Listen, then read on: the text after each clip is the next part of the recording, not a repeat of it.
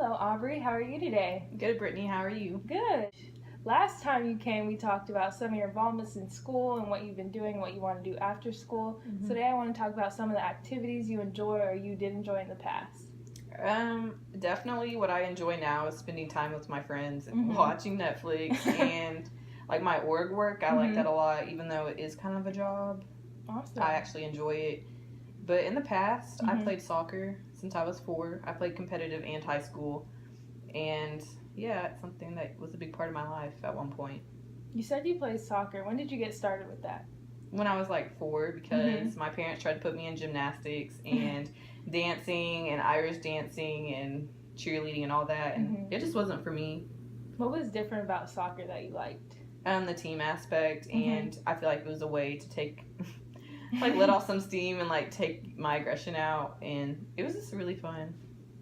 Sounds like fun. So what were your favorite moments while you were playing soccer?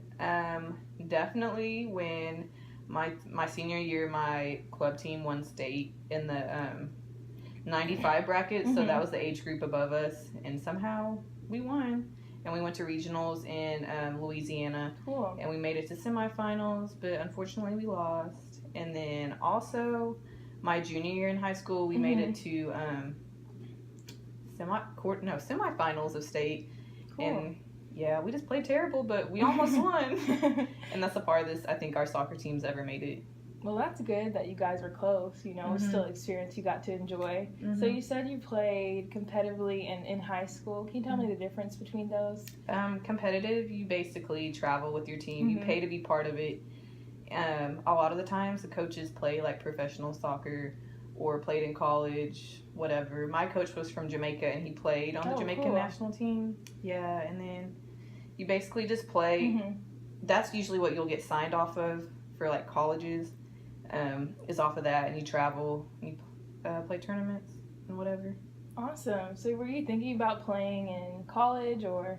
Yeah, I did until I tore a bunch of stuff in my knee, and I had some offers from like small schools, but my education's more important. Yeah. And then Howard told me that they would sign me if I got a 27 on my ACT. Oh. I got a 26. I ran out of time, and then I had torn. Make you feel frustrated. Yeah, I had torn my knee, and then like, well, I guess I'll go to OSU. I guess soccer is not. Yeah. Like soccer in college isn't for everybody. It's really competitive, and there's a lot of politics that play into it. How were you feeling after you hurt your knee? It was awful. I just didn't want to play soccer anymore. It like made me depressed, and I never got back to how I used to be. Really? Yeah, and it's just. It was just a mess. What year did you hurt your knee? I tore a bunch of things in my knee. It started freshman year. My patellar tendon was torn from my bone behind it, and I kept playing on it. And then sophomore year, I tore my meniscus, MCL and LCO, and then I was like, okay, I better stop playing on it and get surgery. So that was first semester of my sophomore year, and then I was playing again by like the end of my sophomore year, end of the season in the spring. But I didn't play very much because it hurt so bad. But I didn't come back fully until like the end of the summer. I know some schools offer like club teams if they don't have a team or you're not on the team. Have you thought about playing here at OSU? Yeah, I thought about it freshman year, but I was too busy. And it's a big time commitment and money, and you travel to different schools. Oh, really? Yeah, and so I was just like, I didn't have time freshman year, and then by the time I was a sophomore, I'm like, I'm really out of shape, and I probably suck now. So I was like, maybe it's not a good idea I play. And then now I'm a junior, and it's just way too long gone. Yeah. Do you miss it a lot, or? I used to. Well, I miss it when I watch my brother play, because I'm like, well, you should be doing it this way, and I want to like get out there and like do it. But yeah. It's sad, but it's not as sad. I was really sad freshman year, but now I've kind of recovered. I mean, like soccer only can be in your life for so long. Like your entire life can't revolve around it. Yeah, so, true. Yeah, I think it was good I didn't play in college because it forced me to like broaden my horizons. Like everything's not about sports. So. Has this situation with your knee made you like more resilient, or has it like inspired you to other areas of your life to push through?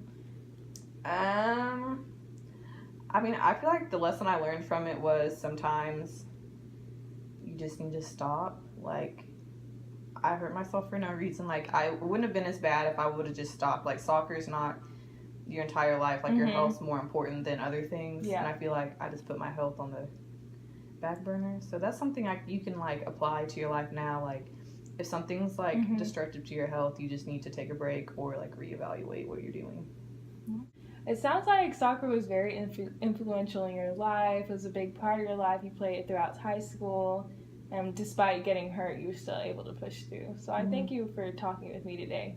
No problem, Brittany.